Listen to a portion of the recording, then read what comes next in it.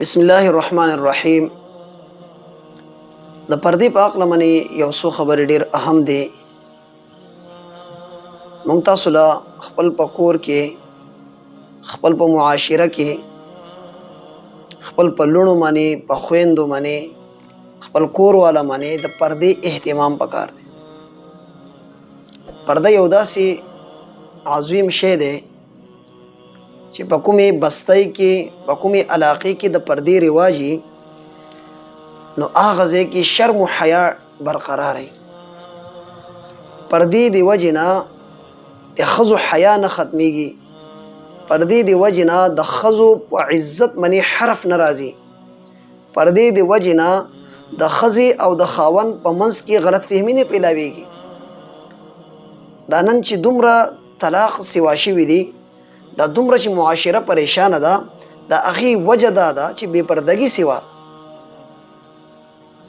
دومره بې پردګي د عروج ته رسېدل. زمونږ زنانو له اډیل حضرت بیبي فاطمه رضی الله تعالی عنها پکار. د نبی علیه الصلاۃ والسلام د زړه هغه ټوکړه چې کله مرګ ته قریب شو، هغې خپل خادمې ته داسې فرمایش وکړ، داسې وصیت یې وکړ چې زه کله وفات شمه نو زما بې پردګي د وفات نه وروسته هم ونه شي. هغې نه یې تپوس وکړو د خادمې مخکې چېرته سفر کړی و، بلې علاقې ته تلې وه. په هغه علاقې کې چې کله یو څوک وفات شي نو ښځو دپاره څه اهتمام. نو هغې ورته وویل چې په دې ډنګۍ باندې، د مړي په ډنګۍ باندې سلور طرف ته لختې ولګي، لپاسه پې صادر داسې واچي چې د ښځې جسم پکې نه معلومي.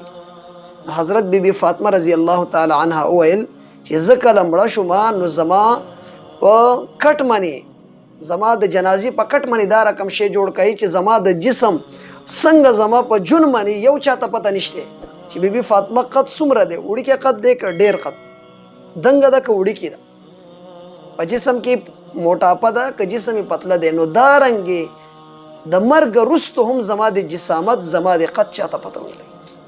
سبحان الله. دا د نبی علیه الصلاۃ والسلام لور ده، د امت مور ده، وفاطمه سیدة نساء اهل الجنه، د جنتیانو ښځو سرداره ده. دومره حیا الله کریم په څومره پرده واچوله. مرګ راغی، د شپې راغی، جنازه هم د شپې اوچته شو، لپاسه د اسمان تیاره، یعنی د شپې تیاره، او ورپسې په جنازې باندې دا رنګې اهتمام، او د شپې دفنه وکړه، د شپې دفنه.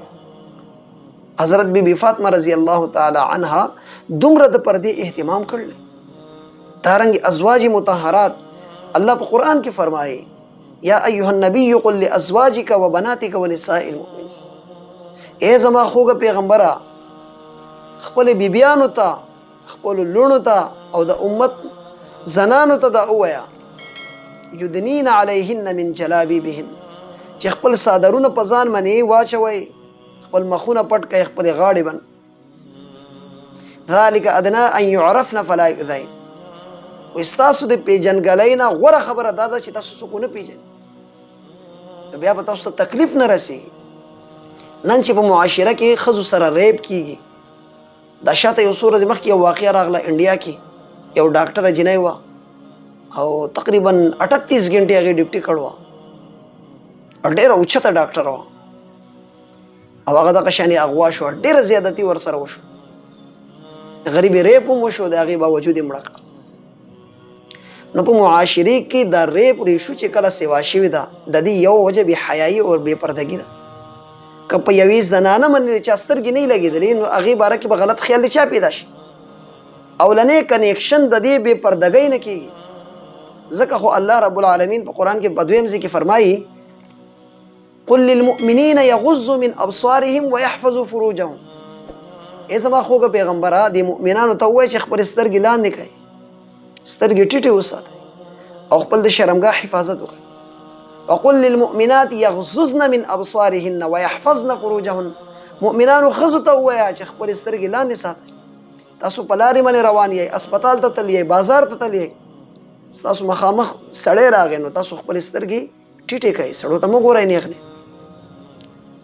یو ځوان رور روان دی مخې نه یو مسلمانه خور را روانه ده چې په دې خور سترګې ولګېدې په دې مسلمانې زنانه سترګې ولګېدې نو د اسلام او د ایمان تقاضا داره چې دې ته ونه ګوري.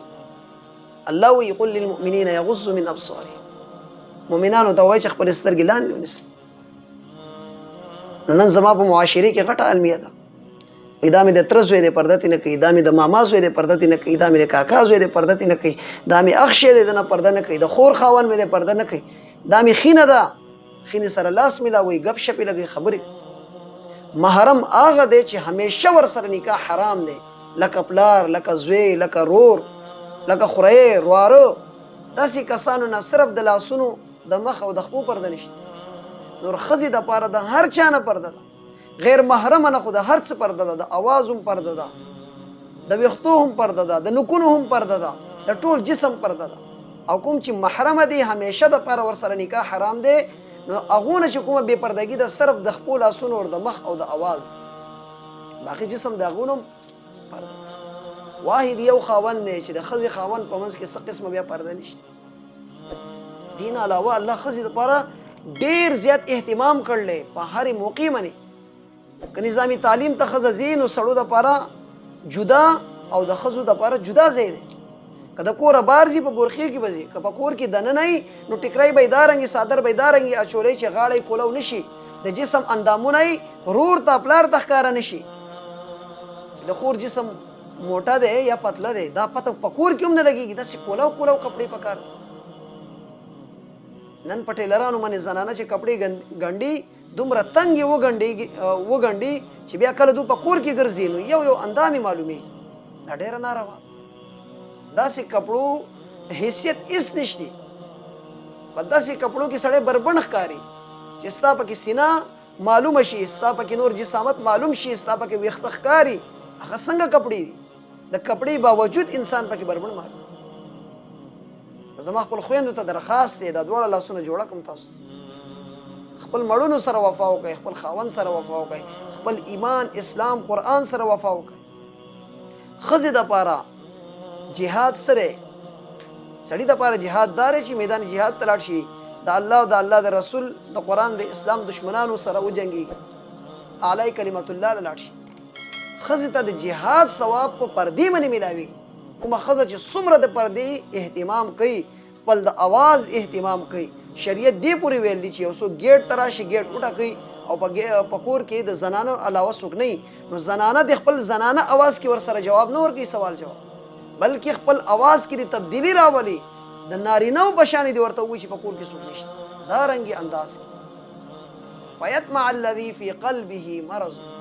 قرآن کې داسې الفاظ راغلي چې دا بې پردګي کله کېږي، یو ښځه بې پرده وي نو هغه سړی په زړه کې چې تمه ساتي د هغه په زړه کې غلط خیالات پیدا کېږي، نو دا د اواز نه هم پیدا کېږي، دا د مخ کتو سره هم پیدا کېږي، دا ویښته لیدو سره هم پیدا کېږي، دا ناخن پالش او د خپو لاسونو کومې نکریزې چې خویندو لګولي د هغې سره هم پیدا کېږي د مخامخ سړي په زړه کې او په نیت کې فتور. زما محترمینو، غیرت د اسلام د ایمان د پښتونولۍ تقاضا دا ده چې زما ستا په لور، زما ستا په ښځه د بل چا نظر ونه لګي او زما ستا نظر د بل لور او خور باندې ونه لګيږي.